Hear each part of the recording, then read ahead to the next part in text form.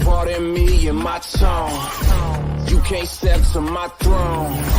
They ain't working like me. I did this on my own.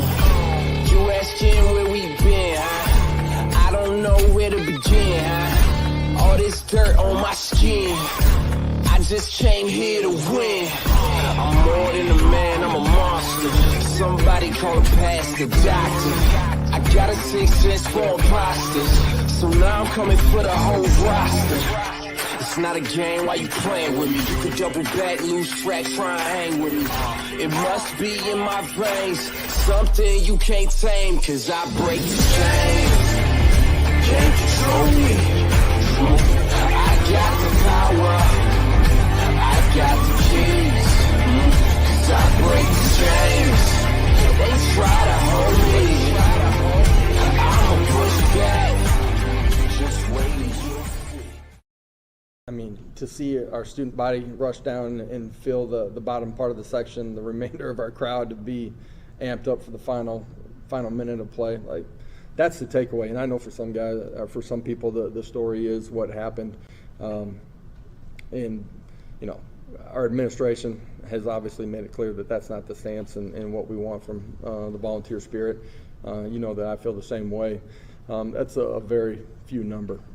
Man, the passion, energy from our fan base. Like, I've been in a lot of competitive arenas as a player and as a coach. There was nothing better that I've ever been in than what happened on Saturday night. 99% of the people in this world want to be great. Would you agree with that? Yeah, they're called wannabes. 1% work to be great. Drop the mic on that. It's, you know, here it's Tennessee, so, you know, we're going to get the best guys here. You know, that's just every year. Every time we're out there, it's competition. You know, nobody has a spot. Nobody's comfortable. We're all working to get better. Yeah, I didn't sign any mustard bottles or golf balls.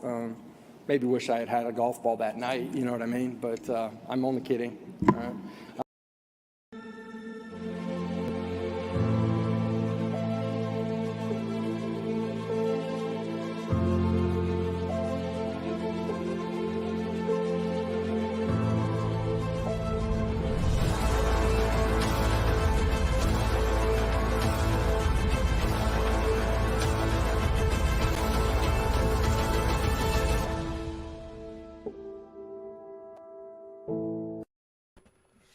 Welcome to late night talking.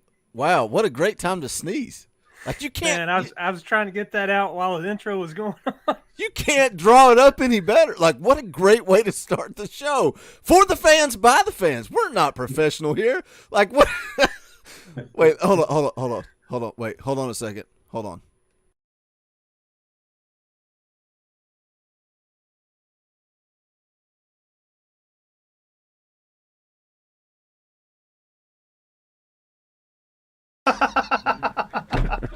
Oh my God, we should leave it at that. Okay. We should close with that. That is the mind blower of mind blowers. Good. Welcome to the Talkin VAWLS Network. Late night Talkin VAWLS. My name is Boogie Bentley. I'm Dauber. I'm the X Factor.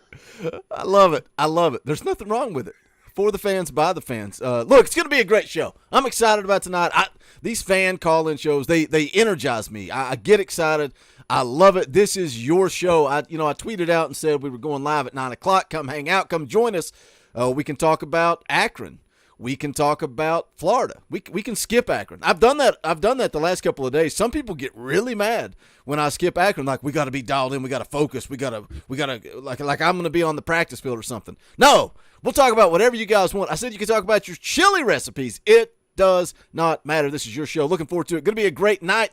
Let's run down the chat, see who's hanging out. Sammy P is in the house bright and early. This was almost 2 hours ago, a little over 2 hours ago. Sammy was hanging out. M5 in the house. What's up, M5? Crazy Nugs is here. Love Jay Banks on the cover photo.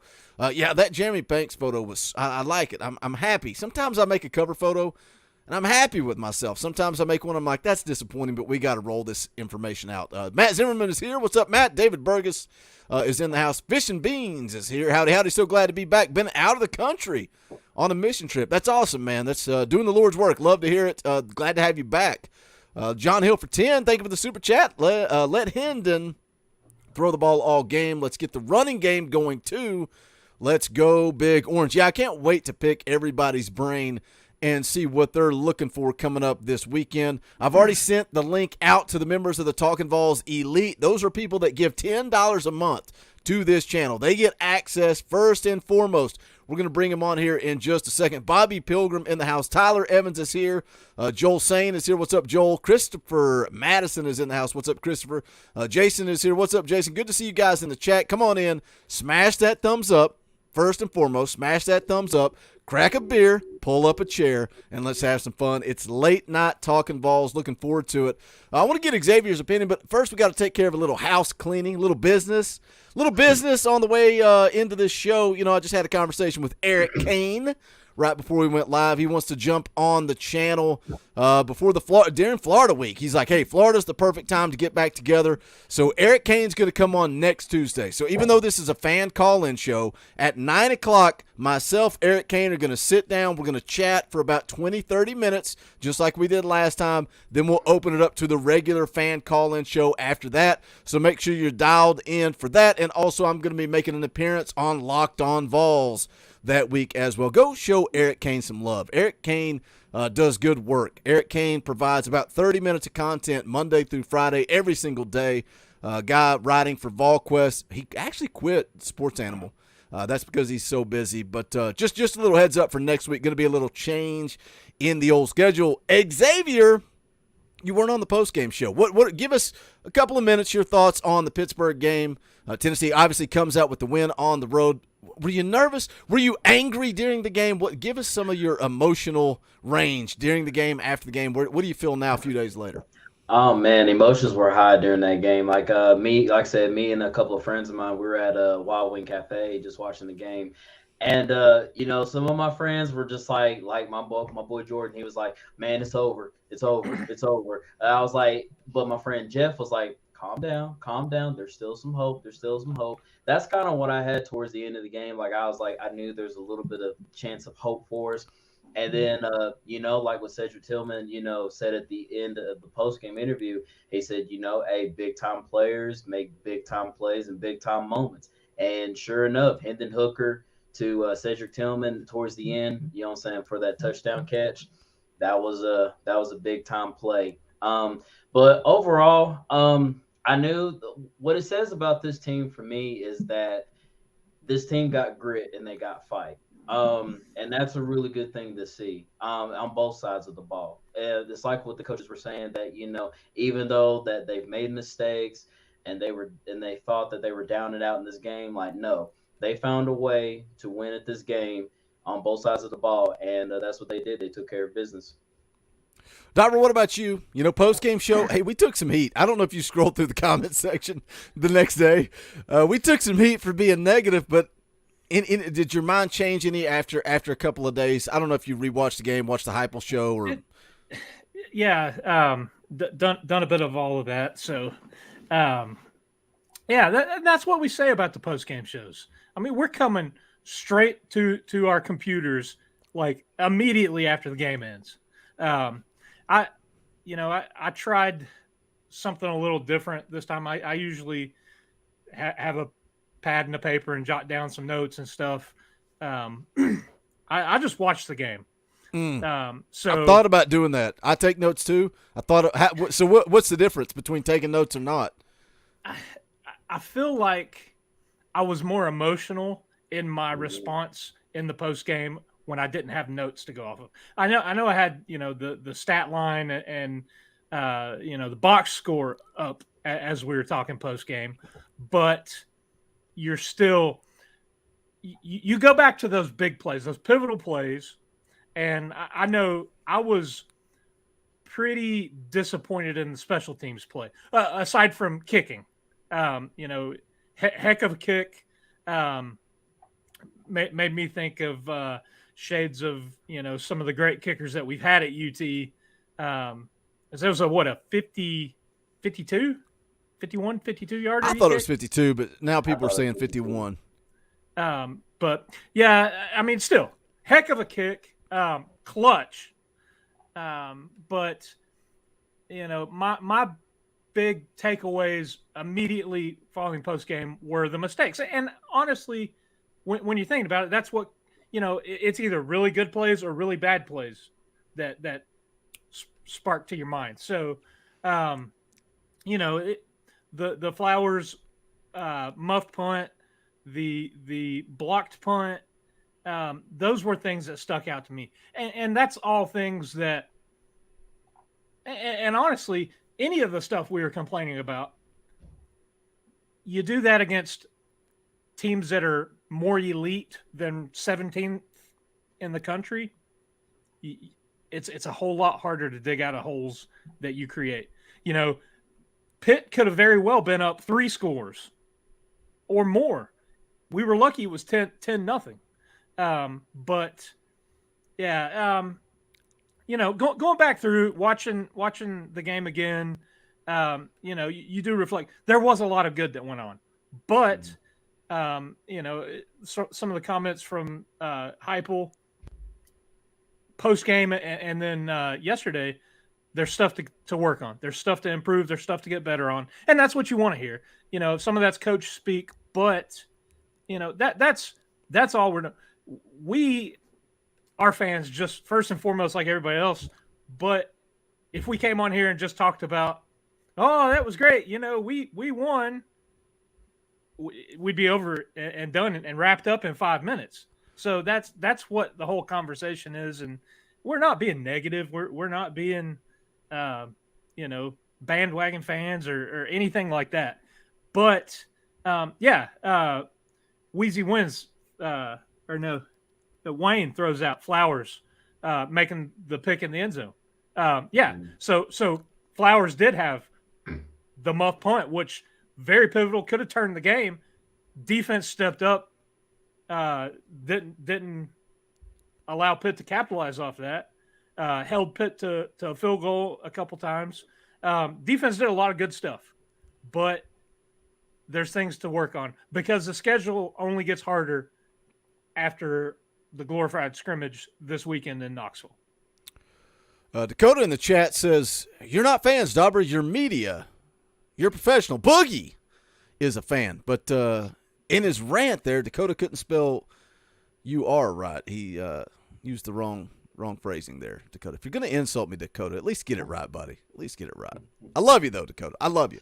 Look, though, I thought it was funny because we went live. I'm gonna get the listeners on here in just a second. We went live immediately after the game. Like you said, Dauber, emotion is high. You kind of focus on the negatives and the positives, like certain things stick out to you. I went and watched Josh Pate's breakdown of the game. He said almost word for word what we said. Tennessee gave every opportunity to Pittsburgh to win that game, but they still came out with the win. It was a huge win. Let's get Nate. I was gonna throw it to Matt Begley, but he's muted. And there he is. There's Matt. Let's get Matt on here. Let's get Matt on here first. Matt, what do you think? What were your emotions like? Let me do this. Let me train Matt real quick because Matt's trying to work his way into the rotation. Take your phone, Matt, and do this. Turn it like this. No, now we're cooking with gas. Matt, what were your emotions in game? Like real life emotions. What were your emotions like in game versus now a few days later coming out of that Pittsburgh game? Oh no, now we don't have audio.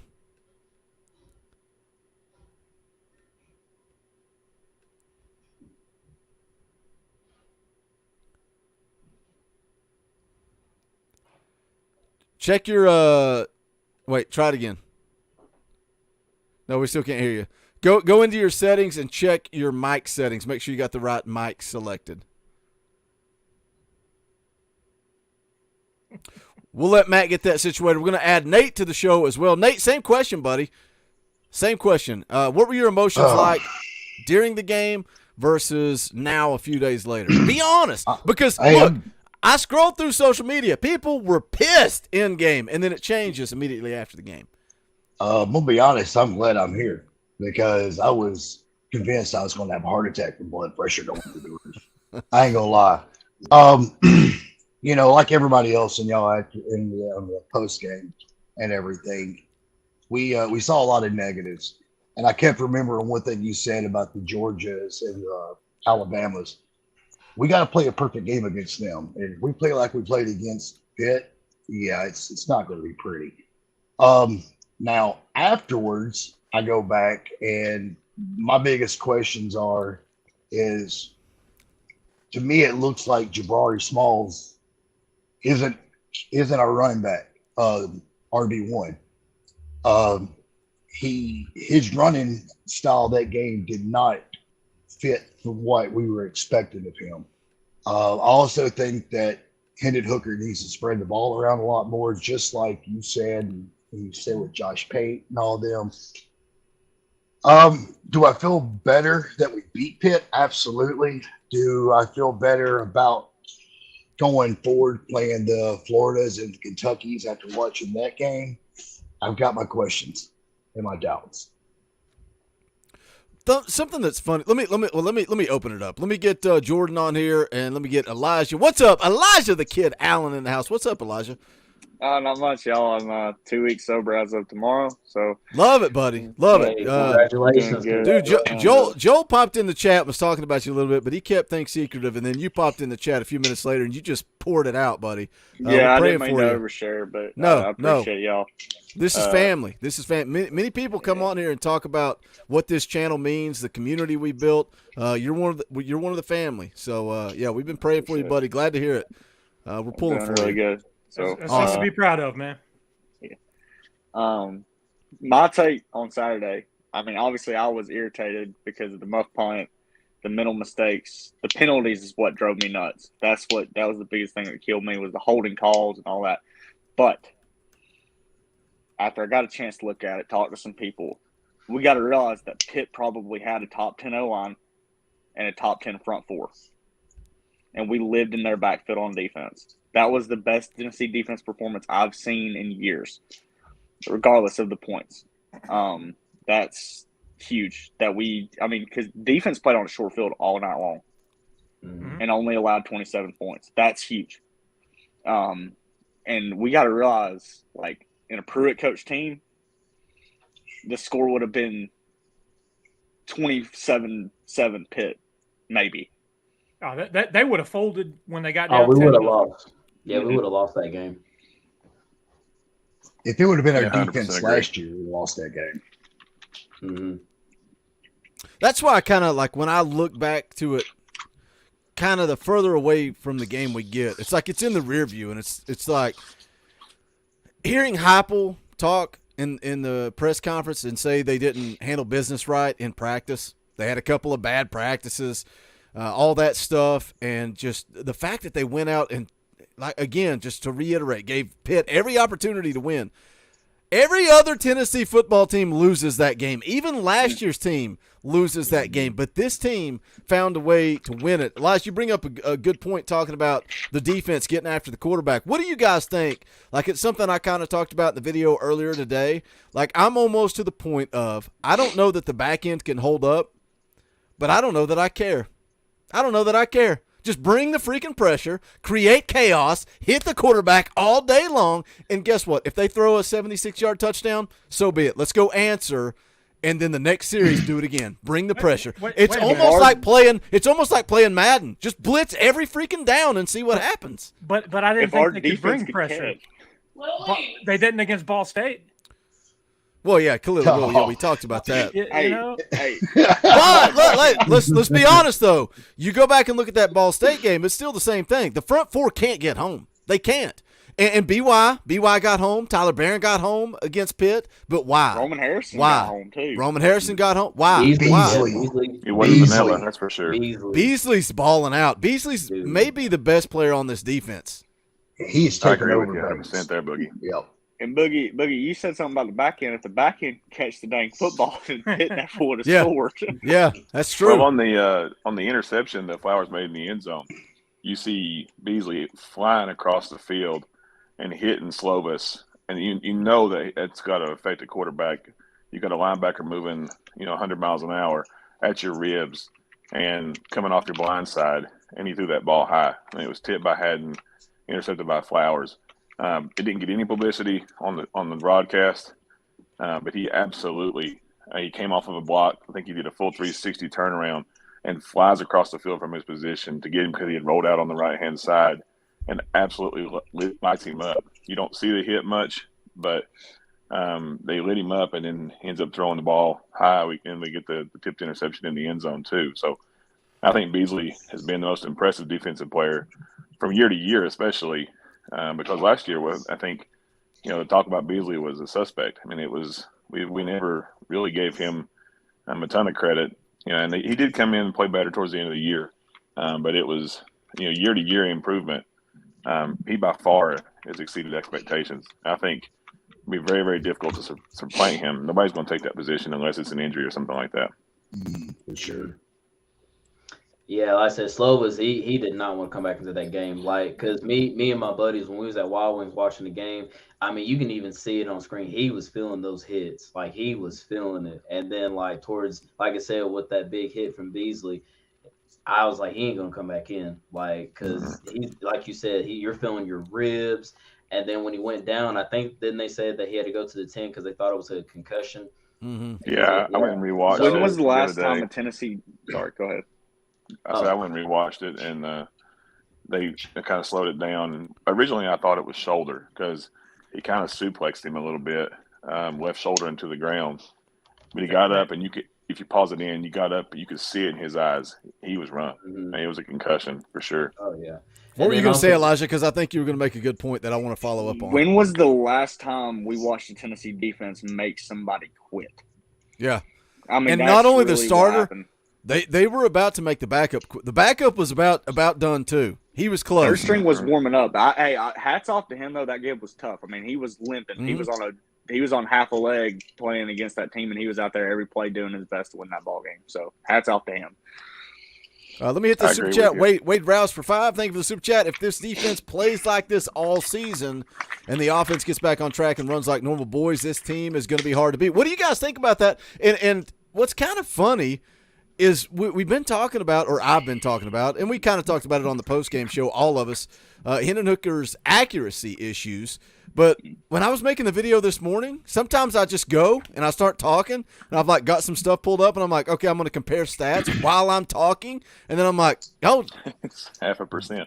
Damn, his completion percentage is just like 1% lower than last year. Like, how crazy is that? Like, his completion percentage is still pretty dang high, but I think when you look at the expectations plus some of the passes he's missed, as they've been easy pitches and catches, and he's not dialed in. Well, but statistically, he's great. It's coming out a few drops too. Similar to the big plays that Milton couldn't connect on. It's a wide open receiver. It's somebody standing open that the scheme and the play call has been there, but the play wasn't. So it does stick out. But yeah, it's crazy. I mean, we went right into good. He's not being the hooker that we saw last year. He's not got the consistency. But yeah, I mean he's pretty par for the course for what we've seen, and let's hope he maintains right there. Hey, going back to that Milton, super chat. I think he will. Go ahead. Sorry. Go ahead. I was just gonna say, and I was kind of out of the loop, but that Ball State game, Milton didn't look bad. He did. He looked a lot better than he did last year. The development was evident. Yep. So we get somebody like Nico in there, even Taven Jackson with that development in that system. We're not gonna have a problem quarterback on the next. We're not gonna have a problem quarterback whatsoever. See, the problem was with Joe Milton. I mean, he could throw far. He could throw it over Jellicoe Mountain if he wanted to, but he couldn't hit the red side of the barn on the other side of the mountain. That was the problem. And for you people in East Tennessee, you'll know exactly what I'm talking about. But anyways, I'm in Northeast Georgia, so I don't know. Wait, where at? Dawsonville. Dawsonville. Yep. What are you, Bill Elliott? Awesome Bill from Dawsonville? Well, what's funny is every time Chase wins the poll, they play the tornado siren out here. Oh yeah. Bunch of redneck. Oh my gosh, you serious? That's amazing. Dawsonville, Hey, Cumberland, my beard's coming in Dahlonega. thick though, ain't it? Civilian life gets good on me. Thick, boy. That's amazing. It's good to have you back on the East Coast at least, even if you're in Georgia. Hey, I got friends and family in North Georgia. I used to live in Marietta, so yeah. Okay. Hey, so What do you guys think? Talked about it. Go ahead. Go I'm ahead. sorry. Go ahead, Nate. Well, we talked about the offense there with Hooker, but can anybody please, is it just me, does Burrell ever play the ball and not just look straight at the receiver? Because I'm done with Burrell. I'm seriously, like, every time they throw to him, I'm afraid. And it seems like he never turns his head. Am I the only one that sees that? Is it just me making this up? No, I see it too. I see it. Yeah. Well, I one saw it Burrell, too, and I like bet said- I yelled his name 15. I mean, I think he had 10 times where they attacked him 10 times. But my Madden kids always that were seems upstairs like playing he's Fortnite just knew out his name by the middle of that game. Honestly, Burrell almost cost us the game on that one play. Well, actually, when he was on defense, because he always gets beat on his routes, and I'm just like, dude, like, come on, Warren. But Even on the touchdown, he was holding. Yeah. Well, let's all be real. He was holding and still couldn't defend the pass. Yeah. Let's be real. That last pass, if the pass would have been a good throw, they walked right into the end zone. That's a touchdown. Yeah. Because he was on his own island right there. We just got lucky that that throw was not there. And see, part of the problem too was see, I've never understood this. Like, if you're about to have a contested punt return catch, just let the ball bounce. Why try to catch it? If you're not confident that you're going to catch the ball, or you're going to catch, just let it hit the ground. At worst, you might start on the 10 or 5. Yeah, he had a hell of a game. I mean, he had the pick. He did. Then he got trucked on the run. I mean, absolutely got. He had a sack too. over. He had a sack. And he had the sack. And didn't he get hurdled? I mean, and he got hurdled. Yeah. I mean, he had all the you have 5 major plays you think of that football game, right? He had the best worst that we game. could think of. The best worst game maybe ever. He got hurdled. He got trucked on the 75-yard touchdown run. He had the pick in the end zone. He gets the sack, and then I mean, it's just he was in the middle of everything, which I agree with that comment. You give him a little bit of confidence there because he's there, but it was good, bad. So overall, I guess it balances out at some point in time. We got the win. Now so that's a the best part of little it. stretch. 15-0. That's the GOAT. That's the GOAT. He likes to celebrate. Tim Bradley, what's up? The enforcer of the Talkin VAWLS Network. If people insult me or talk bad to me, I'm not going to say what Tim threatens them with, because for nothing, I'll get kicked off of YouTube if I say what Tim threatens with. Actually, JP saw Tim out in public recently, and JP sent me a picture and said, "Look who I ran into." I said, "That's the enforcer of the Talkin VAWLS Network. He threatens to take care of people that bother me." What's up, Tim? Right there, Arn Anderson. Hey, I got a case of French's Yeller and a case of Titleist sitting right next to the chair if anybody needs some. Ready to go. We might need them. You never know. Hey, just to let you guys know, the link has been sent out now to Talkin VAWLS Elite and also, I think, Talkin VAWLS Gold. We'll drop down to Talkin VAWLS. Actually, Wayne, do you want to get in here? Wayne, you're so cheap. You pay 99 cents a month, but I love to have you on the show. Do I need to go ahead and drop it out there, Wayne? If I put the link out to everybody, Wayne, will you come on the show? Will you come on the show and do a little bit of work? Tim, what'd you think Saturday? What was your mindset? I know I think people were attacking you in the Facebook group for your opinions, but what did you feel like during the game versus now a couple days later? Yeah, emotional at first, but after I slept on it a little bit, and I'm trying to just believe that the offense had an off day, because you're going to have it. Now I do believe special teams, they need to step up. That stuff is getting ridiculous. And defense, I mean, hey, that's what we all been praying to St. John for the past since last year. There, Barnett. is that for this defense to step up and hey, they want us the game. They really beat did step the up. hell out of 100%. Keaton Slovis. Yeah, they did. Hey, and even though we complain about Haddon and sorry, drawing a blank here, the other one, Burrell, they look better than they did in the Purdue game. There's development. Oh, yeah. It's evident, and I think they'll get better throughout the year. The only thing that drives me nuts about Haddon is it seems like he's always just a little bit out of position on a play. Seems like he's just right there. He's a step behind, or he's just an arm length away from the ball. And I think he'll fix that. I think he's a good ball player, and I think once he figures that out and gets into the right position, he's going to be a lockdown corner. And I think that can get fixed with time and experience. What year is Kamal Haddon, if you don't mind me asking? Is he a sophomore? He's pretty young. He's young. Redshirt sophomore, maybe? Okay. Sophomore, maybe? Yeah, so he don't have a lot of experience, so I think that will come with time. And his athleticism kind of makes up for it because in the Ball State game, his pick, like you said, Elijah, he was out of position. He was almost kind of burned. He made up for it. Yeah. And a good throw might be a touchdown, but his athleticism kind of made up for it. Let me get Bradley on here. What's up, Bradley? Welcome to the show, buddy. How you feeling a couple of days out from that Pitt game? Yeah, the Pitt game, I was all over the place with how they were playing. But one thing that sticks out to me with, last year, I go to a lot of games.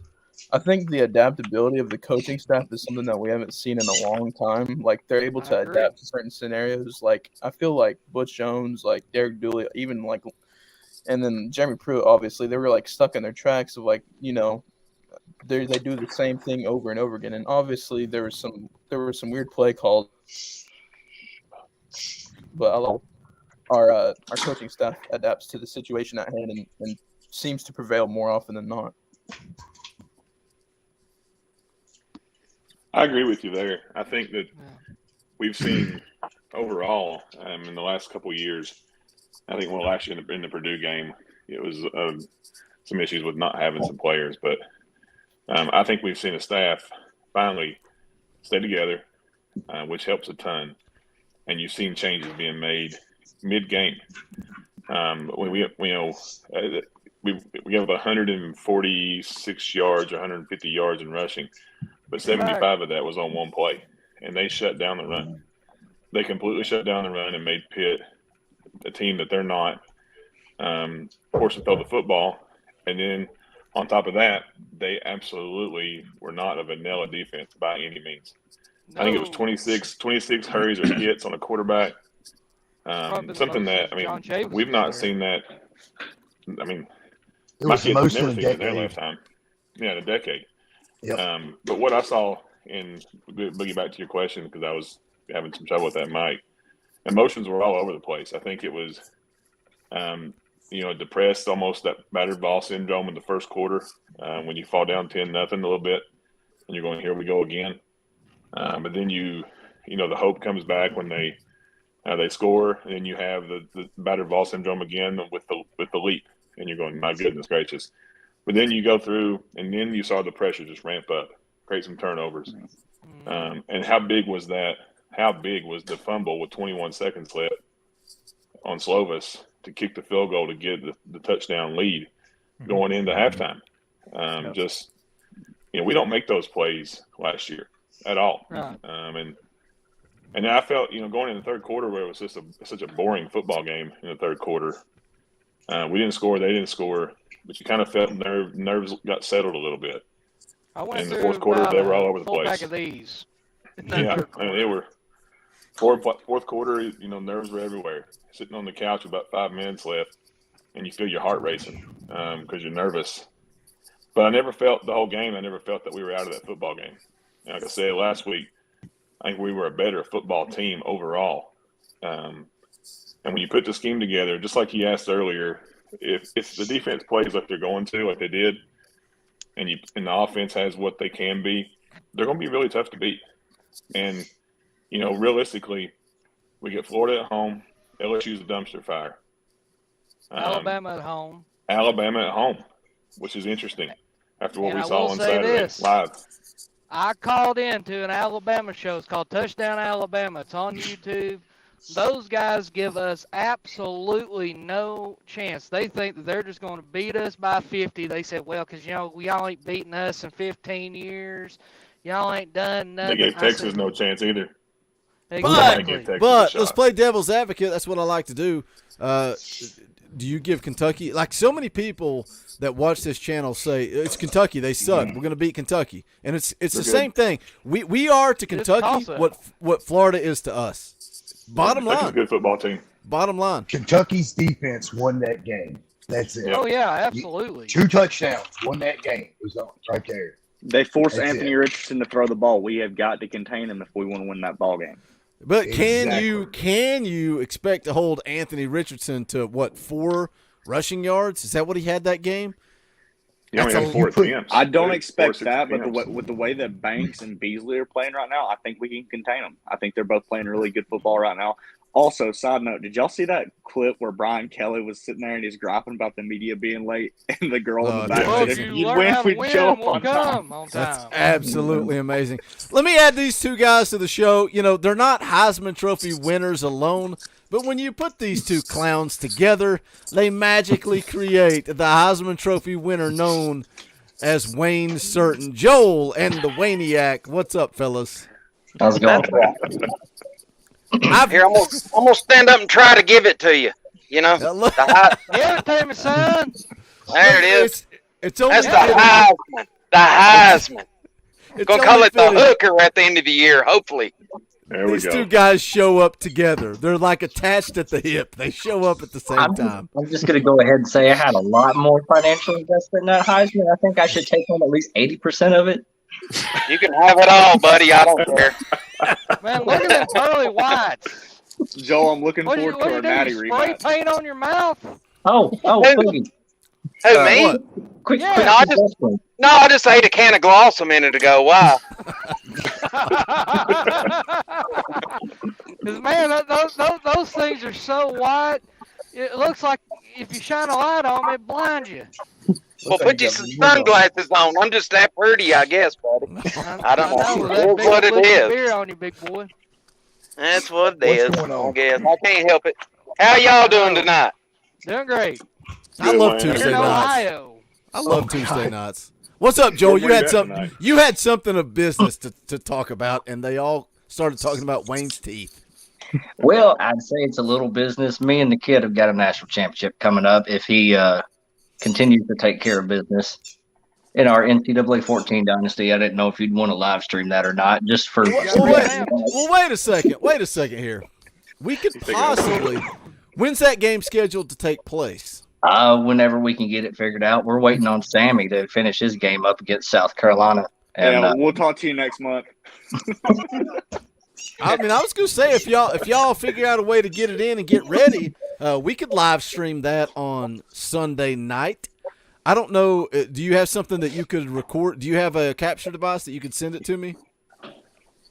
I could order one. Hold on, I got my computer up here. Let me look at Joel's going to pay $200 for a capture card so he can stream one national championship game on the channel. Hey, if you guys can figure out a way to stream it, that's how we'll do that on next Sunday night. We'll open up the show with you versus Elijah, and the 3 of us will be on the show, and we'll live stream and chat it up, and then I'll jump into my dynasty after it. I'm not against it. Let me hit this super chat real quick. Wait, there's a super chat. Tyler Evans for 5. Thank you for the super chat, Tyler.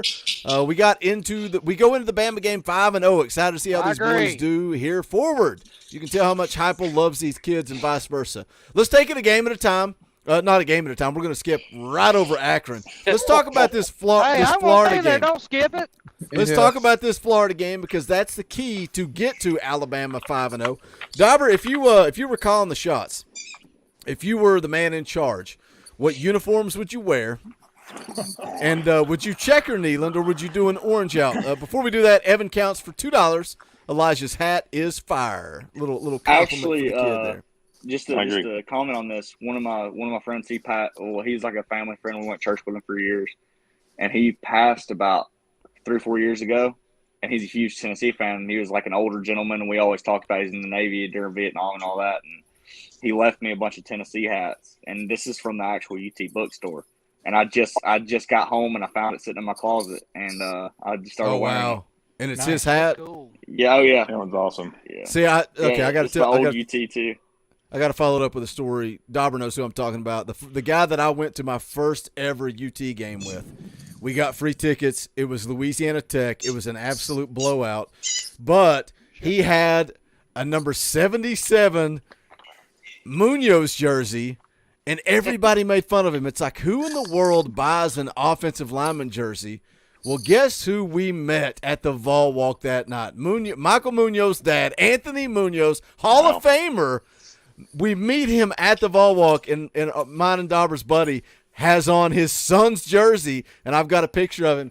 He, a couple of years after that, passed away, brain cancer, and that jersey, his wife gave it to me after he passed away, and it's kind of like that a lot. It's like, man, I've worn it a few times, but it hangs in my closet. It's like just one of those special memories. Like I love having his jersey and living through that moment with him. Dauber, not to get too emotional there, but let's get this thing back on track here. What would you do? What would you do next Saturday? 3-0, going to play Florida. 3:30. They've already announced at CBS. Hopefully, game day is going to be there. Would you rock out the Smoky Grays?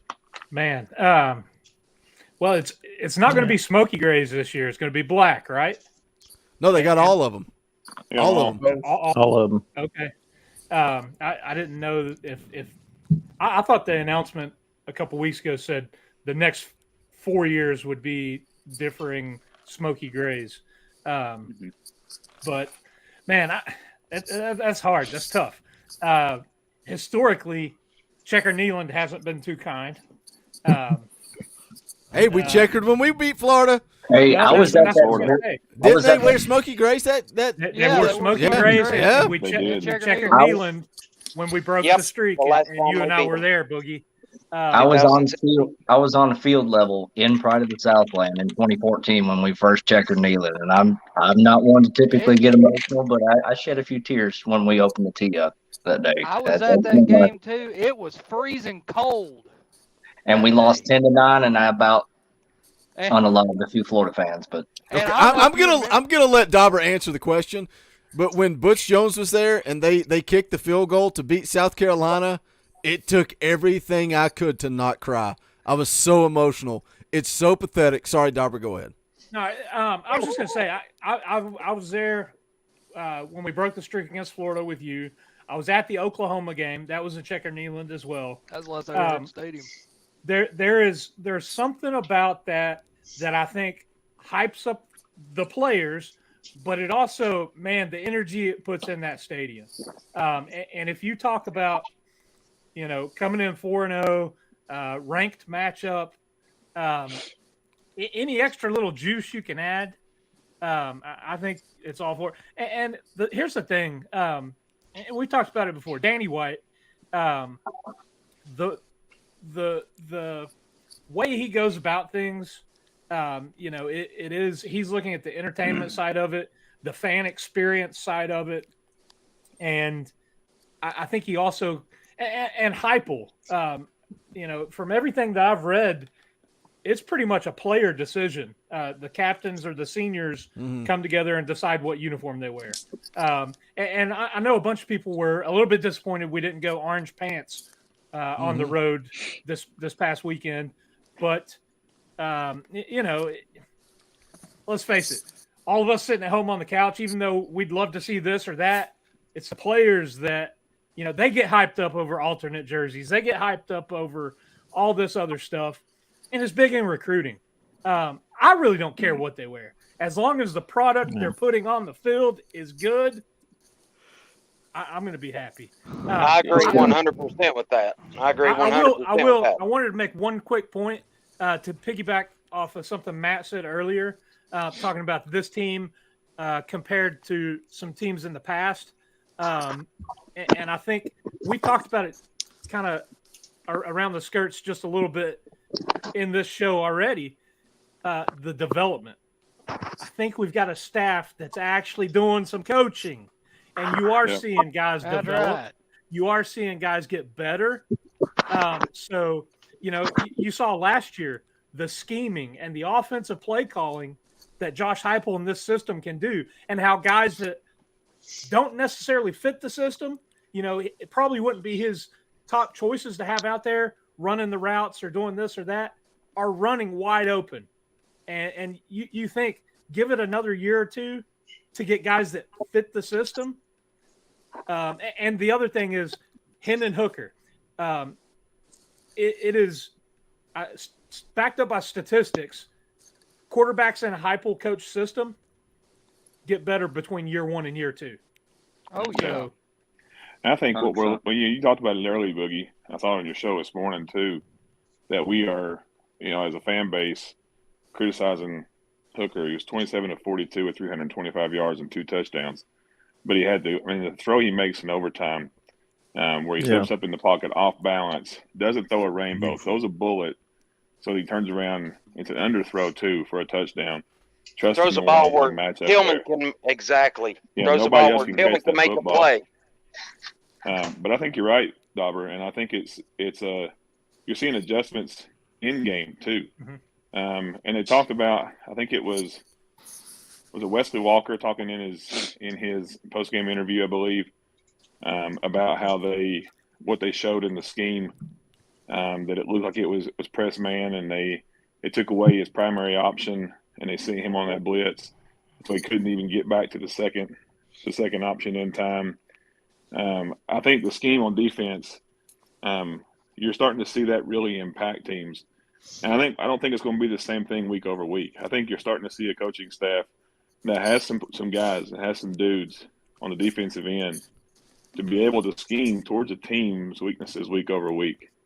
I don't think you're going to see anything this week. I think it's going to be very vanilla, like you've talked about, Boogie, against Akron. I think you're going to see a lot of young guys get some playing time again, very similar to Ball State. But I know that, we're not on upset alert by any means, but I know that you're not taking a team like that lightly after what happened last weekend. I agree 100%. That's probably the best thing for anybody that's got a cupcake coming in this week is to watch what happened to A&M and to Notre Dame and to Wisconsin and all those teams. But, I think we're 2 weeks ahead, guys. I mean, realistically, the Florida game, I'm going on a cruise next week. I'm coming back on Thursday. My brother's coming up from Florida, and we're driving up to Neyland Friday night to go on Saturday. First time we've been back in Neyland in a very long time. So I've never experienced checking Neyland. I hope and pray that's what it is, because I think it does bring the energy to what it is. And I'd love to see a repeat. I would love to see a repeat of the last time we beat Florida in the Smoky Grays and Checker Neyland. I usually try to get into the stadium right before they run through the tee, but I will say for Checker Neyland, it's kind of cool to get there early and watch it kind of develop. Yeah, it's really neat to watch. Let me catch up on this. We got a 99-cent super chat. Thank you for the tip in the old tip jar. Logan Brooks doesn't say anything, just puts 99 cents in the tip jar. We appreciate that. I also want to say, if you're watching the show and you're like, what? Wait a second. What is this? What's going on? How do I get on this show with all these idiots that have horrible audio, clicking audio, echoes? How do I get on here and talk football with these guys? If you're a member of the channel, you get access to these fan call-in shows. We do them every single Tuesday night at 9 p.m. Eastern time. You guys get to come on and talk about whatever. I would much rather me and Dauber sit here with our mouths shut and listen to you guys talk. It's a lot of fun. So you can become a member of the channel. Hit that join button down below. It's right beside subscribe. It's as little as 99 cents, as much as $10 a month. You can become a member of the channel and jump on these fan call-ins. We also do a tailgate show for the big games. Not going to do one for Akron. There's no need to do one for Akron. Nah, there's no need to do one for Akron. I'll be there. We'll definitely do one for Florida, and it's the same type of show. We go live an hour before kickoff, and you guys come on. Jordan Burgess for $5. Thank you for the super chat. Just says beans. I love beans. I appreciate that super chat. Thanks so much. Beans and cornbread. Throw some taters in there with it. Just beans and taters in there, boy. Some beans and taters. Beans or green beans? Which beans we talking about? Hey, beans and cornbread right there. Cornbread meal. I've got a. Man, I've you're got a stomach question. rumbling. Hold on, let me finish my shills and plugs, Nate. Then you can ask your question. All right, go ahead. I want to sell some merch as well. You guys go check out the merchandise. Go to bonfire.com.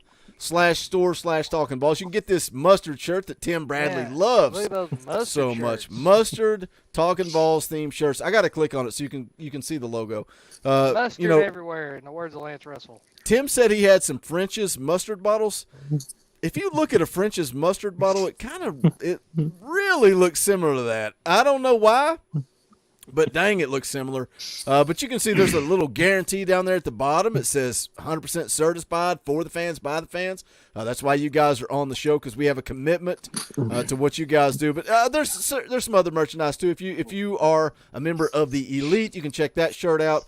Just some other logo merchandise. Somebody's got that. Who's got that State Pride shirt on? Somebody had it on. Was I it have Xavier? one. It's in my closet. I think Xavier I had got one on. Volunteer Traditions hat. Yeah, I have one too. Xavier's in the back room, but we're full. We got 10 people on. I can't add anybody else right now. But anyway, go check out the merchandise. Again, bonfire.com/store/talkingballs. Any and all support we do so greatly appreciate. Quick reminder on the upcoming schedule of events.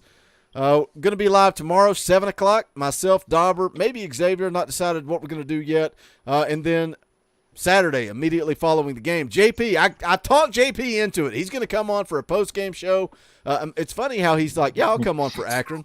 I'll come on when they're favored by 50 points. I'll come on and talk football. So JP will be here Saturday, immediately following the game. Every single Sunday night, I do NCAA football, but we also talk vol football throughout the entire thing. Monday, going to do a Monday morning show. I didn't do one this week. Next week is back. It's freaking Florida week. I'm going live Monday morning, 9 a.m. Come join me for that. It's always a blast. And then Tuesday, going to be the fan call-in show next week. But just a quick reminder, Eric Kane of VolQuest.com is going to come on at the top of the hour. Myself and Eric Kane going to go one-on-one for 20, 30 minutes or so. And then we'll give you guys some bonus. We usually do an hour for the fan call-in show. But if Eric Kane comes on for 20, 30 minutes, we'll go an hour and a half, 2 hours, whatever we need to do. But that's the upcoming schedule there. If you're not subscribed, get subscribed. Why are you here if you're not subscribed? Let me get caught up on Super Chats, then I'll come back to Nate's question. I'm trying to figure this out. Who's Billy Napier? Because for the longest time, I thought it was Joel or Elijah. Jones. I thought it was in the skies. I thought it was one of the two of them. But this dude's committed to the gimmick. Like, he's not changing his name. I'm talking about comments, live chats, super chats, Billy Napier. This dude's committed to the bit. So we'll just rock with Billy Napier. It says, Boogie, do a halftime show. If you guys knew what goes on at halftime, Dauber talking earlier about taking notes. Halftime's my break. It's like, all right, no more notes, no more social media, no more VolQuest. I'm going to go piss and relax for about 10, 15 minutes, and then I get dialed back in for the second half. We're working. I'm not a fan. And it's kind of like the tailgate show. I like it because you guys get to come hang out. But the tailgate show, the second they kick off, all views on that video stop. It's over. It doesn't get any views after the fact. And a halftime show would be the same way. You're going to get your views for 20 minutes, and then it's just going to die. So it kind of hurts the channel. But the tailgate show's too fun. So I want to keep that going. Jordan Burgers for 2. Thank you for Super Chat. Beans and cornbread. Baby, they're adding cornbread to you there, yep. Wayne. HTP, can you imagine being a Pitt fan? Can you imagine being a Pitt fan and being here and making excuses? It's comical. It's like beat you with one trick. Yeah. Tennessee offense is a one-trick pony. Cool, and you lost to that one-trick pony. Exactly. How many times was their offense in the red zone and didn't score? What's that you say know what? about? Yeah. At least their kicker can kick a field goal. Say a lot of this. If I popped into Uncle Lou's chat, if Uncle Lou was live and I popped in, and I was poor like, Uncle Lou. No. Shh, don't talk about. Let's not talk. We're not talking about drama. I'm just trying to make a point. If I dropped into Go to Uncle a Lou's 16-year-old house. Stop it, Wayne.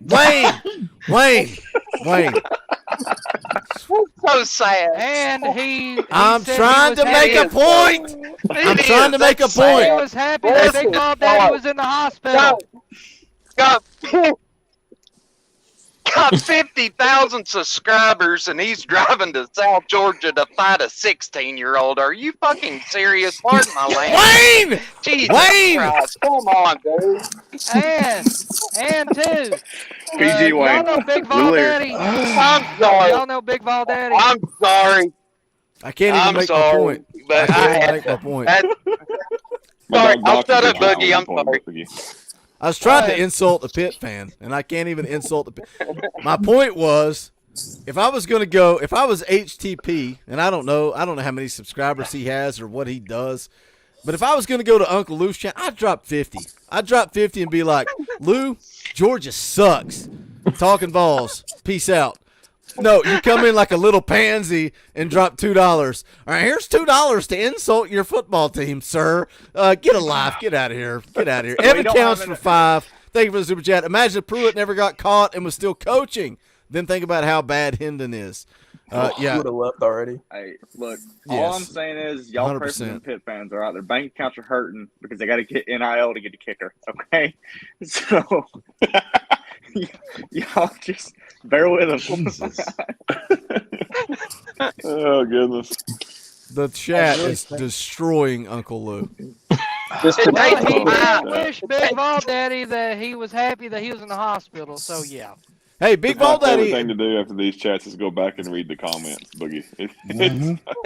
I miss so much. I miss so much of the live chat. I can't, especially like if it's a post game show.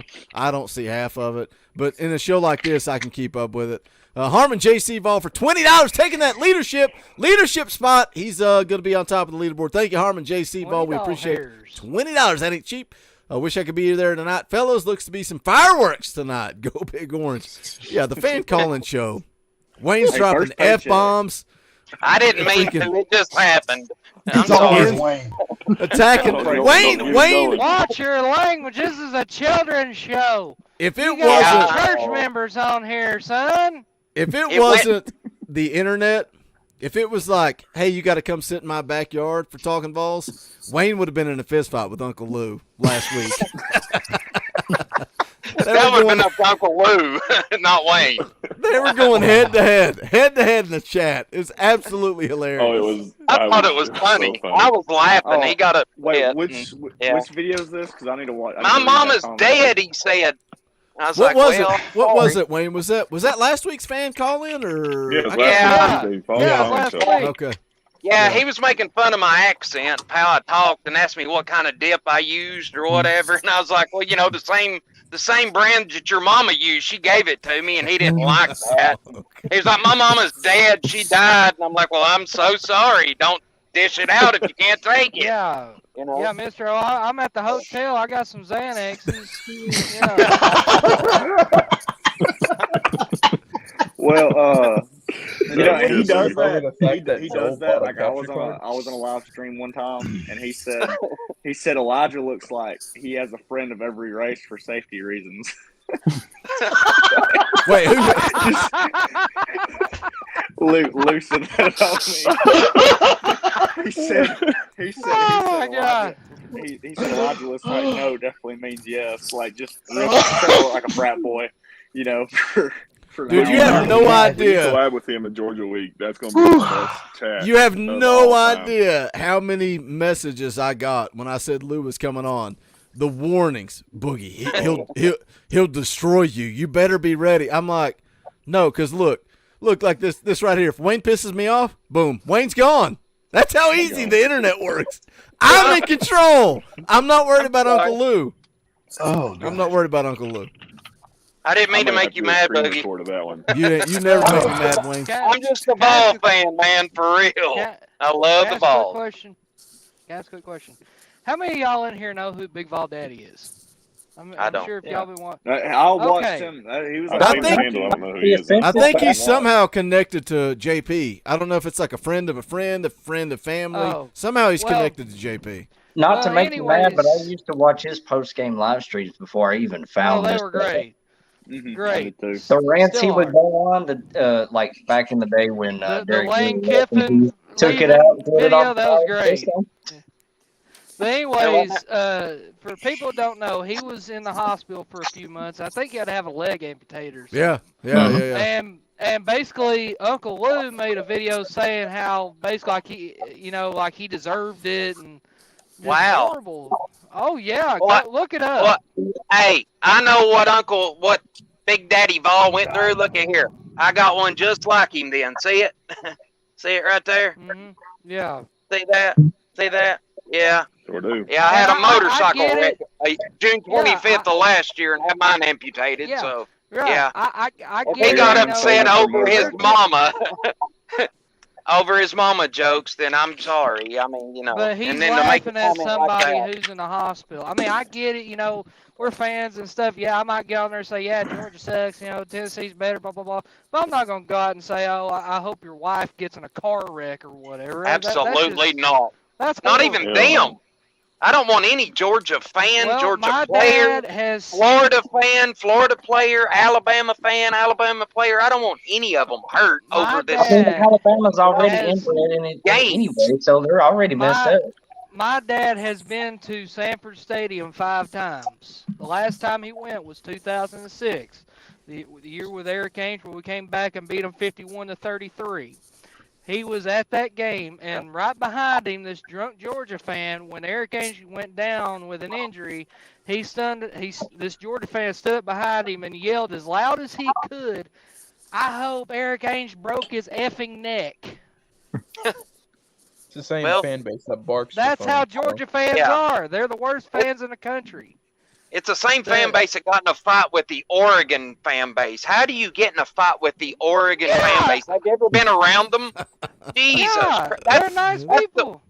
That's like being around Jerry Garcia freaking college football They're a fans, bunch of man. hippies. Exactly. I mean, they're all just like, yeah, we're playing football today, okay. You know, come on, man. Let me put it back out there, because you guys talking about Big Vol Daddy. If you guys want Big Vol Daddy on the channel, go tag him up on Twitter. Go hit his YouTube channel. Make it happen. We may need a live censor button though. Yeah. Oh, not so only for BBD, but for Wayne too. Good Lord.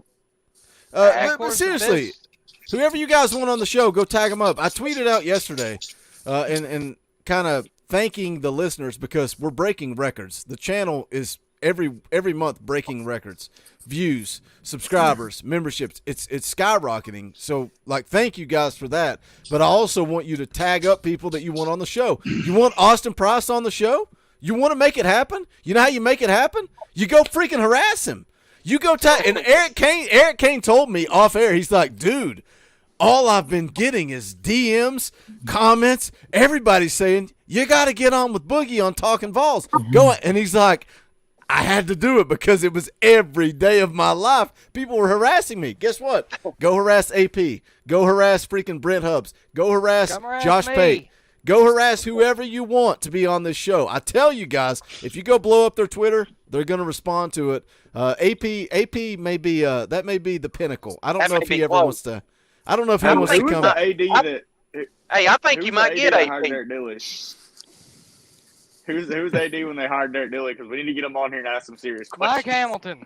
No, yeah, Mike Hamilton. But somebody said, get Jonathan Crumpton on and ask him why he can't figure out how to run the freaking claw fence. And I'm like, well, I'm not going to bring guys on just to insult them. That's not the point of the channel. Especially VFLs. You know, Jonathan Crumpton played for the Vols, y'all. Come on now. I would love to have Crumpton on. And I think he does some stuff.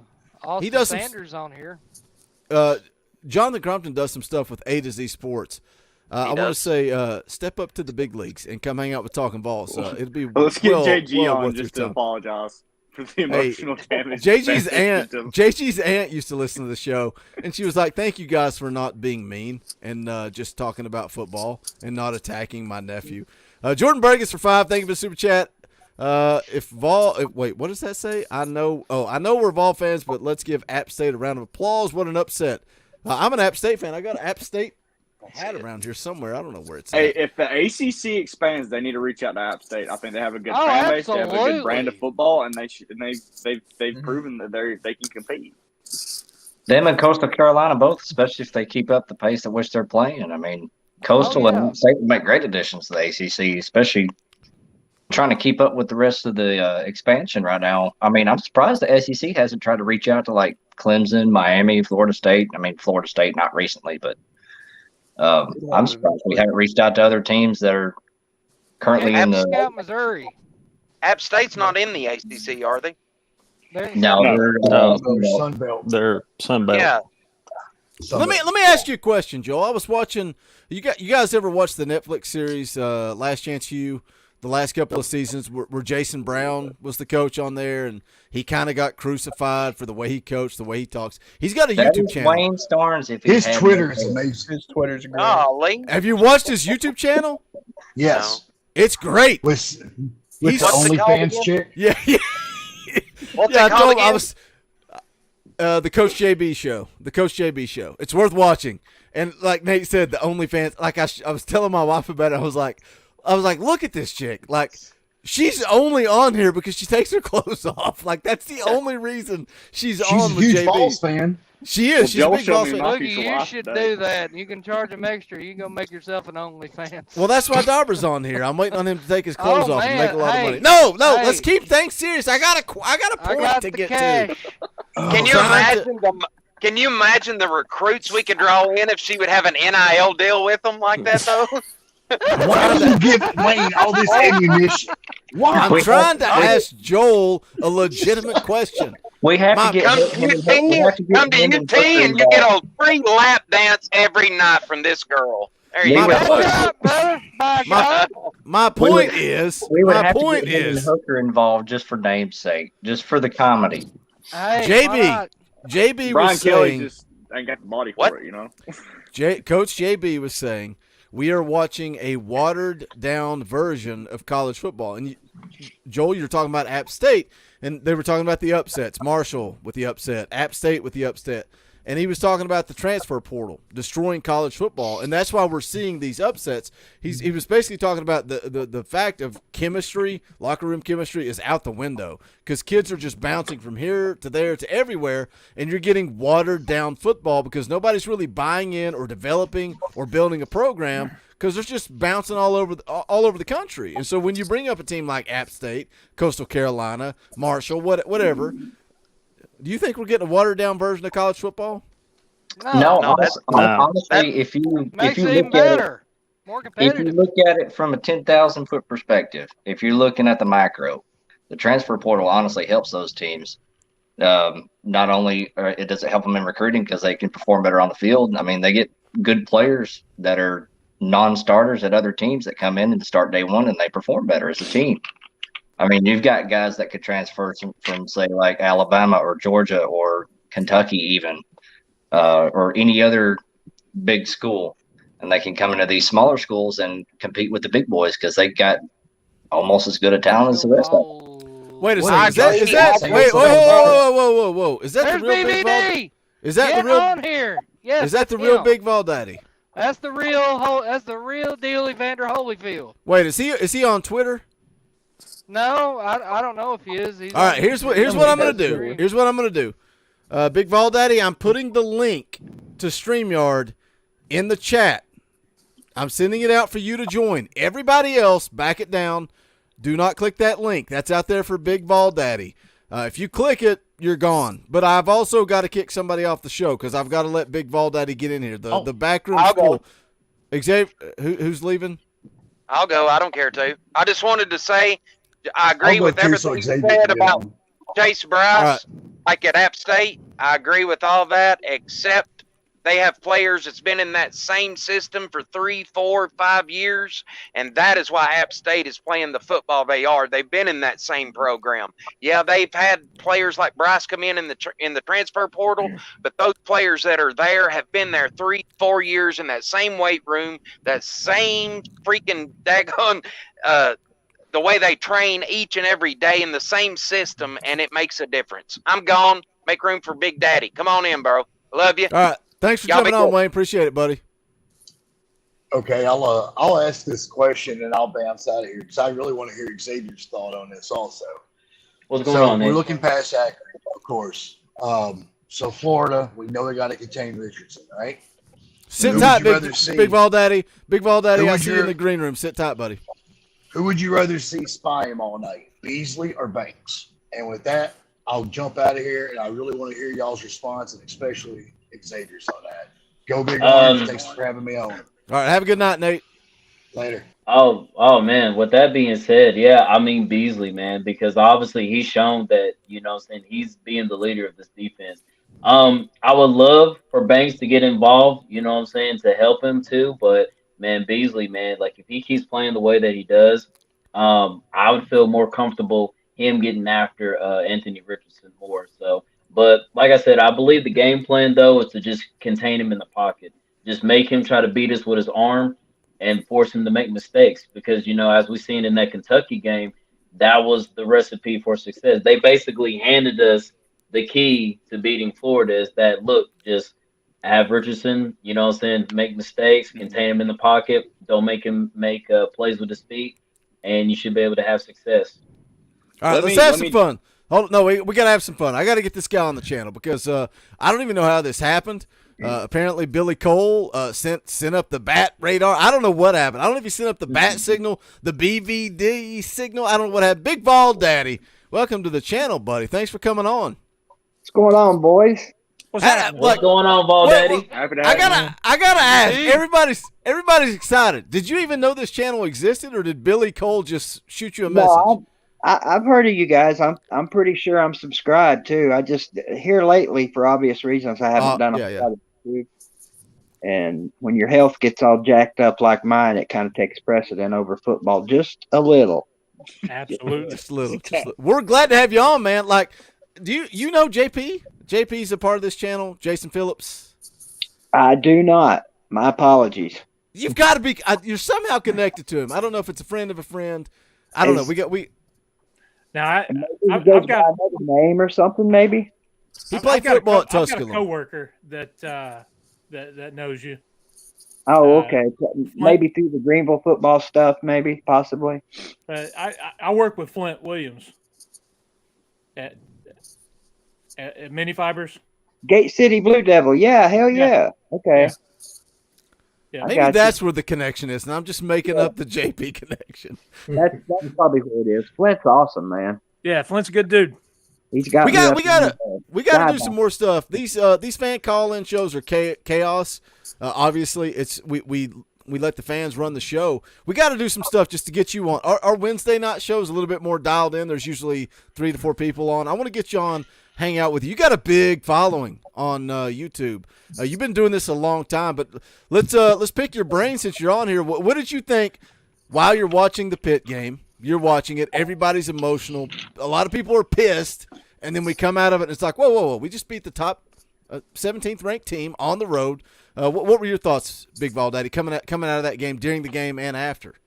During the game, if you saw my reaction video, I thought we were going to blow it just because that's been the Tennessee way lately. We were either going to blow it or the wreck. Can I cuss on here?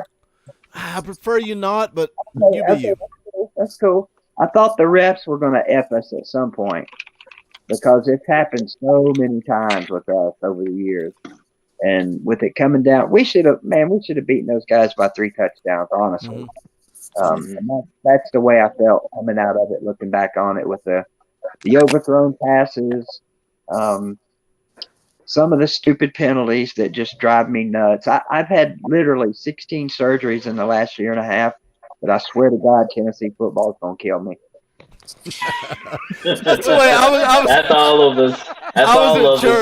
I was at church Sunday, and somebody walked up to me and says, "How you feeling?" I was like, "I'm all right." And they were like, "You're not on the verge of a heart attack?" I was like, "Yeah, but Tennessee's taking years off of my life, one week at a time." Well, I've got one more surgery to go through next Monday. They're going to cut me open and take an Alabama Crimson Tide out of my colon. So.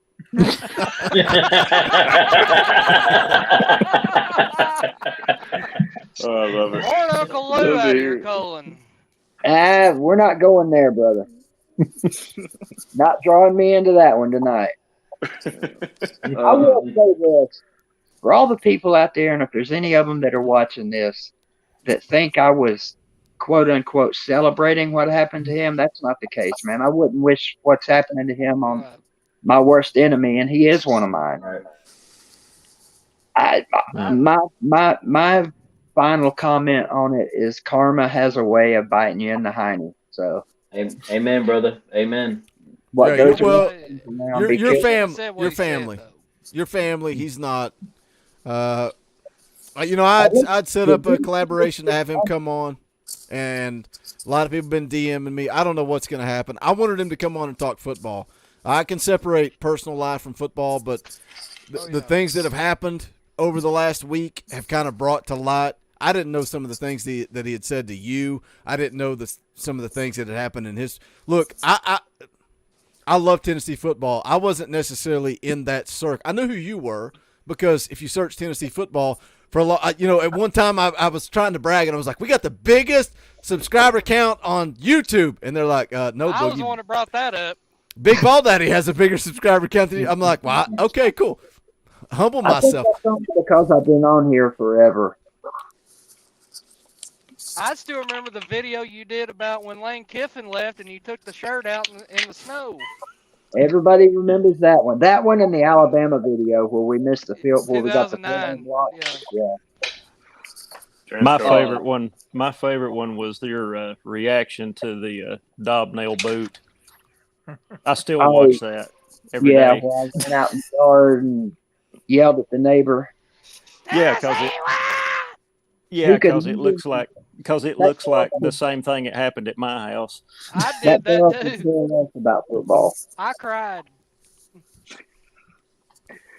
Also, I've cried over a Tennessee football game. I think it was probably the '98 national championship was the last time. Wow, really? So, I was old enough to appreciate it. I was in high school at the time, and I appreciated it, but I wasn't emotional. I was just talking earlier before you came on the show. Right. When freaking Butch Jones, when they kicked the field goal to beat South Carolina, man, I'll never forget. My wife and I, we bought season tickets with JP and his, might as well be JP's wife. It's his girlfriend. Might as well be his wife. We all four had season tickets together, and we were sitting there watching that game, and there was a young kid, man. He couldn't have been 19, 20 years old sitting behind us, and he buried his face, and he's like, I'm not even going to watch. And I turned around and said, you're going to watch because you're going to remember this for a long time. And when that field goal went through, man, I genuinely felt tears coming because that's how bad we want to get. But, BBD, I don't know how old you are. We're probably around the same age. Probably. Oh, I doubt it. I doubt it.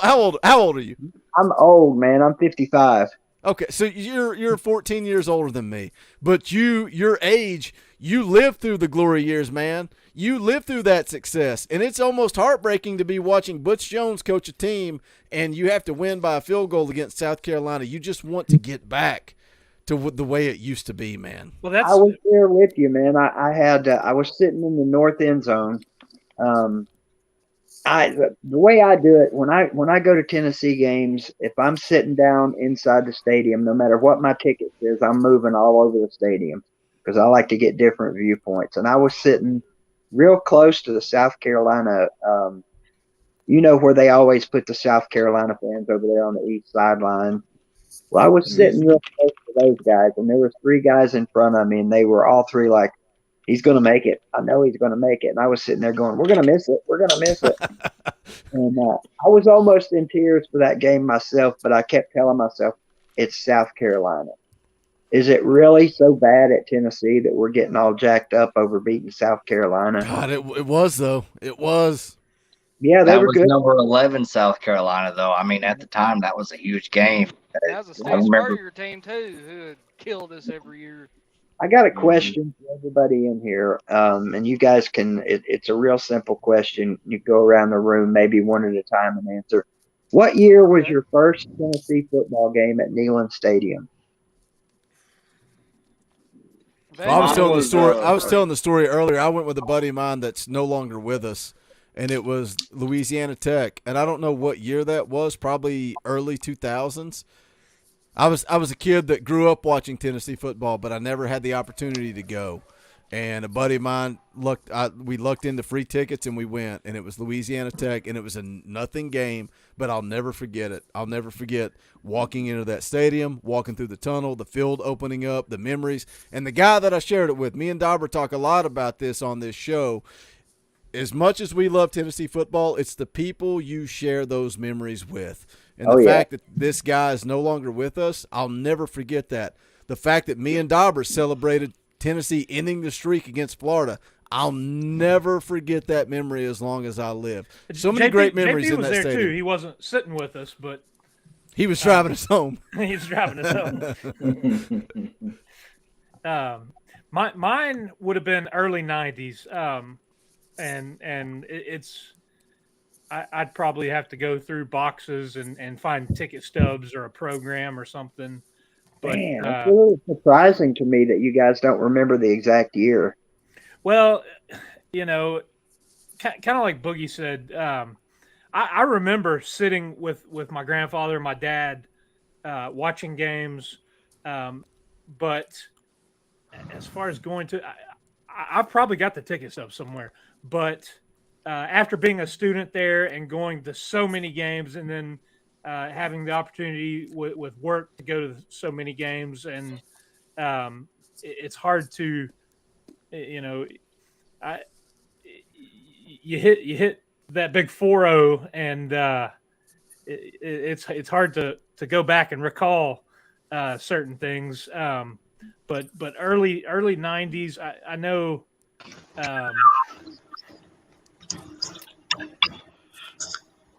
I want to say I went with my dad to a Alabama game that I think we won, or no, we lost 9-3 or 9-6, something like that. I remember that game. I don't remember the year, but basically we were lined up to kick a field goal to win the game, and they ended up I think they ended up turning us over or something, and they kicked a field goal to win the game. Who was the coach? So for you young guys, that's a kind of heartache us older Tennessee fans have been going through with Alabama. But we also owned them during the former years. We owned Alabama. We had a lot of success during the former years. That's what the young people really don't enjoy. Sadly, Florida's the only team in our history we've never owned. Yep. And that's why with this game coming up, Big Ball Daddy, I want this one so badly, man. I want it so badly. Because the last time we beat them was, back in 2016, when we was all grayed out with the Smoky Grays. But that's why this season, that's why this game coming up, like, I want them very badly. I want this win so bad. This year, if we don't beat them this year, we might be looking at an Alabama-type streak. I mean, it's already what? We've lost to them 15 out of the last 16 games. That's ridiculous. Yeah. And how many years, Big Ball Daddy, were we better than them through that streak? Quite a few. I mean, on paper, a handful, but I mean, even off of paper, we should have beat them. That's the whole, the deal with even this past Saturday. The game gets tied, and you're like, the old battered Vol syndrome creeps up, and you're like, how are we going to piss this one away? What are we going to do to lose this? It's just like the baseball season. I don't know if you got. I'm Tennessee. I'm University of Tennessee volunteers 100%. Every sport, every game, that everything. And all year during the baseball season, I kept saying, we're not winning the Natty. We're not winning the Natty. It's the Tennessee way. They're going to build us up. We're going to have 5 million fans, and then we're going to end up looking like a bunch of jackasses in the end. Yep. I said it all year long, too. I kept saying, stop talking about it. It's baseball. It's different. It's not like football. You got to be hot it's like hockey. It's like NHL hockey. You got to be hot when you get to the playoffs. It's the same thing with basketball. You can get hot conference tournament going into March Madness. But are we ever going to make a Final Four? Yes. Well, Dauber probably agrees with me with this. Like, honestly, I thought the team last season, it was probably the year to make the Final Four, but we came up short like always. But I think at some point we're gonna have to push for the Final Four. Yeah.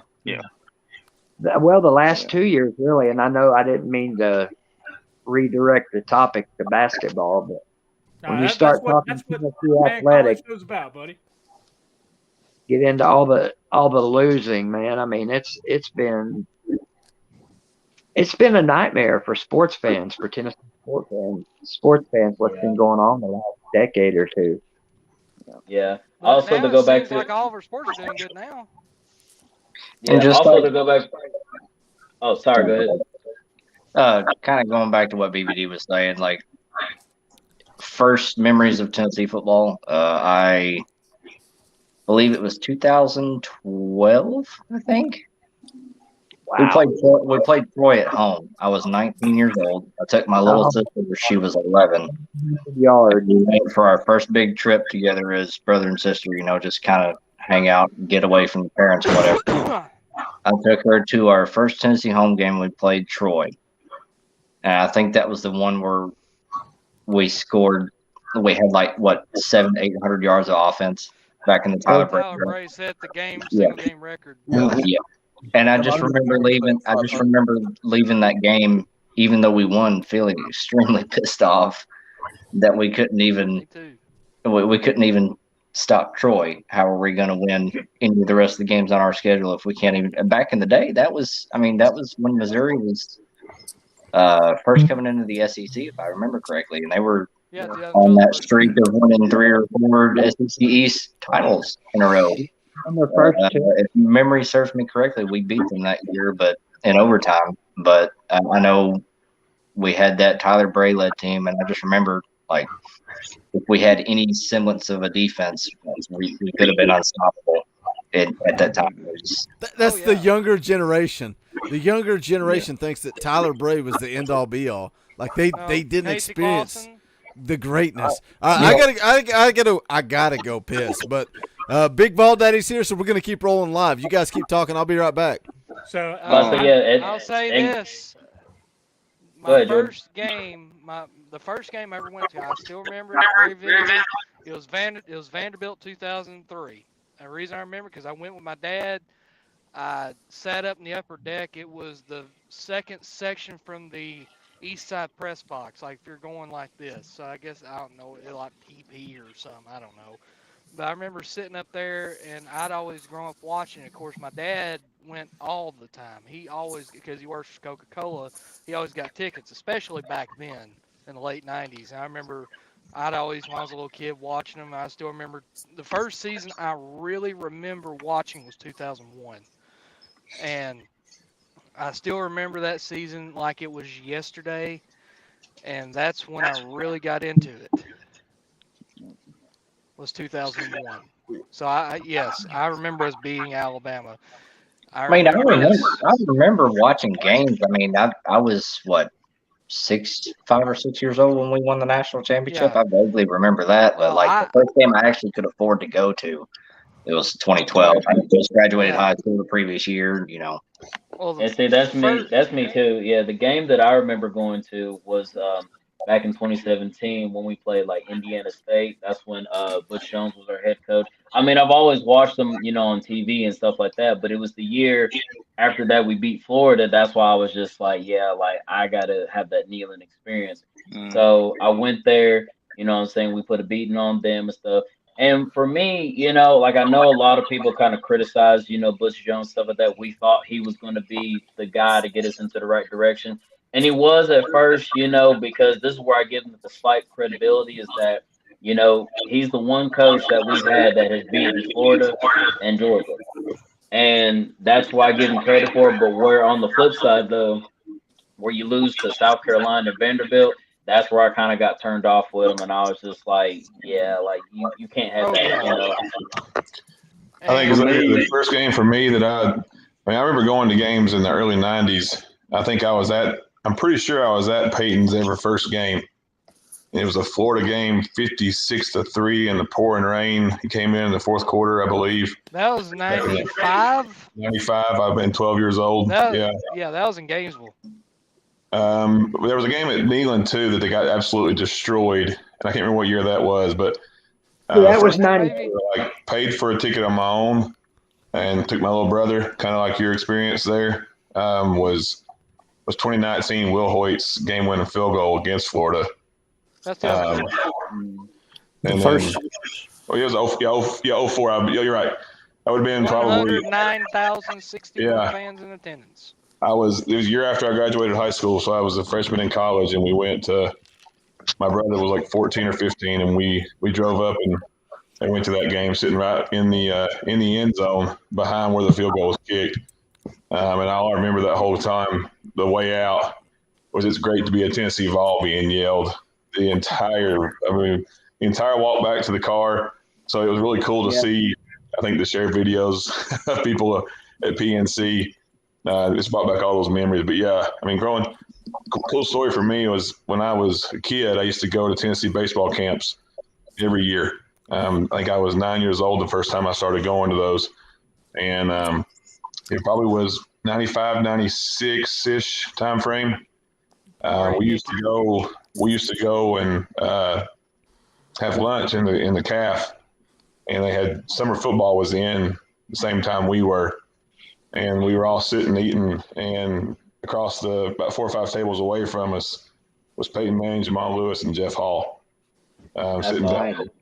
So I went and got an autograph on a hat, and then a picture back in the day, and Jeff Hall, they ended up sending me like about a year later, Tennessee baseball sent me like autographed pictures of all the players because the coaches were in there, and so they went and got pictures and sent those to me. So, if I can interject for just 5 seconds, because if I don't say this, I'm going to completely forget about it. It was 1997. My mom was a special education teacher here locally, and she had a student in her class that his father was a staff member at the University of Tennessee for the football team. And I think that was Peyton's last year. I think I can't even remember, but she had the football team come into her classroom. She was born and raised in Alabama, unfortunately. And she didn't get any signature from Peyton, from Jamal Lewis, from anybody. And I'd still hold a grudge against my mom for that very reason. So, for me, we were talking about heartache. My first real memory of watching Tennessee football was probably 2007 in that SEC championship game. Yes. Me and Snake were at that game live.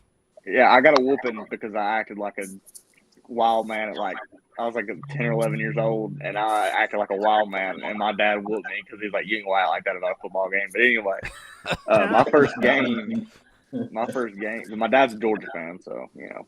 Oh, sorry. Well, we won't hold that against it. I'll adopt you, Elijah. Yeah, I'll adopt you. My first game, I had just got back from Australia on deployment, and it was in 2019. My cousin called me, and I was going on leave the next day. He said, "Hey, man, I got some free tickets. You want to go to a game?" And I never got to go to a game. It was 2019 UAB, and it was homecoming, and just the experience of being there, like going out after the game and hitting up the local places. And Lee Greenwood, which I didn't know was a alumnus of Tennessee, he sang "God Bless the USA" at the halftime show, and that was so cool to see. You know, and I mean, just walking. I mean, I was tearing up just walking in there, just because I was so actually getting to walk into that stadium. And I'd been for a couple spring games, you know, and when I went to a spring game, I was there at 6 a.m. in line to go get autographs. I mean, we weren't messing around, but you know, just to get to be there in a game day atmosphere and watch them run for the tee, that was the most amazing experience ever. And I'll never forget it. You know, just being there. Now, I'll never forget paying $15 for a Coors Light.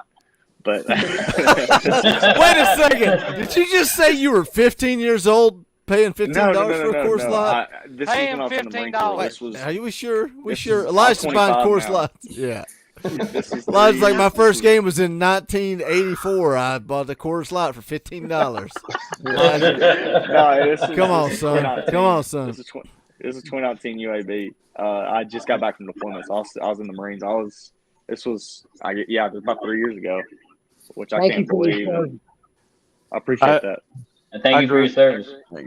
I grew up over in Hawkins County, dirt poor farmers. We couldn't afford to go to games when I was a kid, but the first quarterback I remember was Andy Kelly. Yes, sir. And, you know, George Pickens. When I started getting, you know, noticing football, and oddly enough, and y'all might not believe this, my first Tennessee game in Neyland Stadium was last year. Wow. Oh wow. Oh wow. With what happened? Because I was a product of 9/11, and after all that, I was a senior in high school when that happened. I ran off, joined the Army, spent most of my 20s in Iraq and Germany. Thank you for your service, So I just never had an opportunity to go until till they finally moved me back to Rogersville, and My family's from Rogersville. but my first game that I got to go to was also my son's first game. So, that's awesome. But now I will tell you guys this: that was not my first time in Neyland Stadium. Do you guys remember the Tennessee Oilers? Yes. The Tennessee Titans Oilers? Yes. Eddie George, baby. Eddie George, baby. Eddie. So check this out. The first year that after the team had been bought from Houston, they played a preseason game against the Washington Redskins in Neyland. And that was my first that was my first game in Neyland. I actually got to meet Darryl Green. That's during that game. I got a Darryl Green bobblehead right up over my. Tim, just to interject for just a second, Tim, my whole entire mom's side of the family is from Rogersville, Tennessee. My mom's maiden name was Rogers. They all lived on Rogers Mountain. Yeah, I was born and raised. My family and back here again. My family all lived on Galahad Road. Yep. For years. That rough part of the neighborhood. Copperhead Road was actually written about that road. Copperhead Road. But I tell you, hey, BVD, I got to tell you something, man. I full disclosure, I have stole your saying so many times of "Go Vols, screw y'alls," and hey, whoa, Tim. I was going to make a T-shirt and credit you, and that's BVD. No. That's him. That is 100% him. That is my number one insult to throw at any other fan base, and just thank you for that. That's awesome. For my children, that's my proud achievement in life. Being here in a minute. Back to what y'all were saying earlier about in talking about other sports, and what I enjoy about being a Tennessee fan is that through thick and thin, this fan base, for the most part, they can be pissed off, they can be happy, wherever they are, they show out and they come out, and it's everywhere. I'll be driving down the middle of 75 in Georgia, big old Tennessee sticker on my truck. I either get flipped off or I get a horn every day, every single morning going to work. I can't tell you how many times I've seen Tennessee flags. I can't tell you how many times I've seen Tennessee stickers or Tennessee flags. Like, especially going, I'm more regional, but I still drive around a little bit. I've been up in like Effingham, Illinois, and seen Tennessee flags and stickers and stuff. Yeah. I mean, this fan base is not just a regional fan base. We are a national brand. No, it's national. We're family. We're family. Like we're all like-minded. In Utah all the time. I'll be walking around in a Tennessee hat and downtown and get a Go Vols, in Salt Lake City, Utah. I mean, it's just. But what's crazy about it is that no matter what the year was before, and we've got one of the most passionate fan bases in America in any sport. I'm sitting here watching the Yankees and Red Sox, and you talk about a rivalry, but Tennessee has rivalries everywhere. And we talked about it on your show the other day, Boogie. I think I commented. The national media does not want to see Tennessee be successful because they don't want to deal with us again. They don't. And I swear, if they don't show up to Florida, it's a disgrace for game day. But if they do, you may have the largest game day crowd in the history of game day because this fan base is more eager and crazy right now than I've ever seen it in my 37 years of life. 7,000 in that stadium. Well, this fan base has gone through so many years of they've been hungry for so long. They've been wanting a product they can be proud of. I mean, everybody can see that John Heupel and his staff is making so much progress with not only this team, but getting rid of all the previous toxicity from not only Pruitt, but Butch Jones and going all the way back to Derek Dooley and Lane Kiffin as well. I kind of think that's where going back to the fall of the Vols series, that's kind of where it all started, was the end of the Fulmer era, the beginning of the Lane Kiffin era when he decided to leave for what some would call greener pastures. But DVD, did you watch that series? Which series? Fall the Vols. You should watch it. It's great. Where can I find it? We did a series. We got a playlist set up. We did a series. Me, Dauber, and a guy that used to be on the channel, the Indie Kid. We kind of went from, okay, you won a national championship in '98. What happened between that and the day they hired Josh Heupel? So it was like 7 or 8 45-minute episodes where we kind of went through everything that happened throughout that time period. Something we did during the off season. It was pretty good. It's great. Look, we're an hour and a half into this thing. We got to wrap this thing up. But man, I wanted to stay online a little bit extra because of BVD. Look, Big Vol Daddy, I want to give you the invite, man. Are you on Twitter, Facebook? Where can I connect with you? I'm on Twitter, but I very rarely ever get on there. I get on Facebook. Yeah, I am on Facebook. You can find me through BVD or search my real name, Keith Ricker. Okay. I don't do Twitter very much. We'll connect. I'll find a way to get in touch with you. I want to get you on here when it's not a fan call in. We can have like a 1-on-1, 2-on-1 type conversation.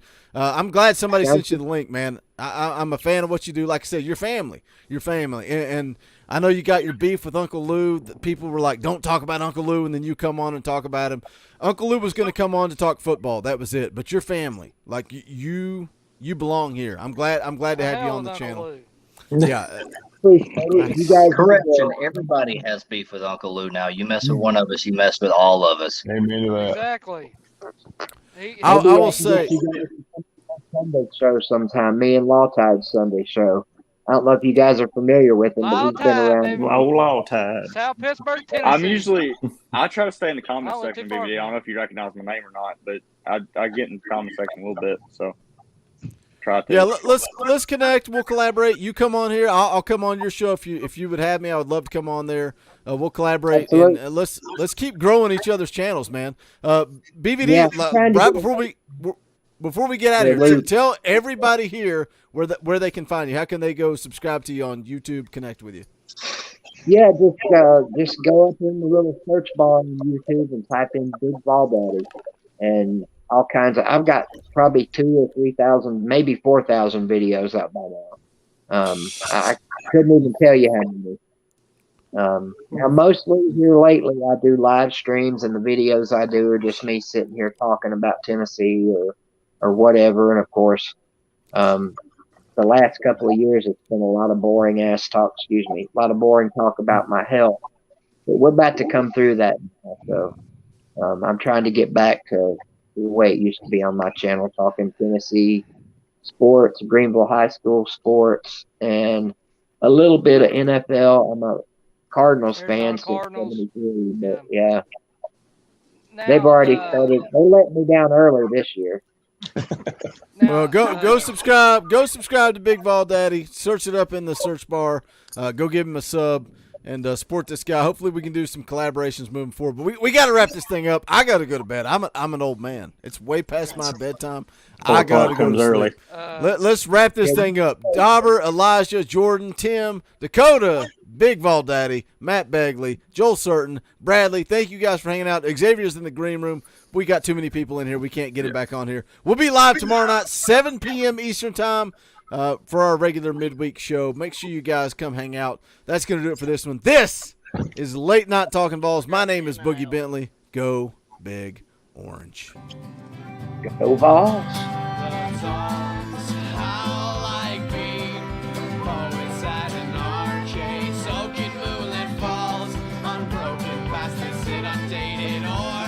That we call home, and it's night.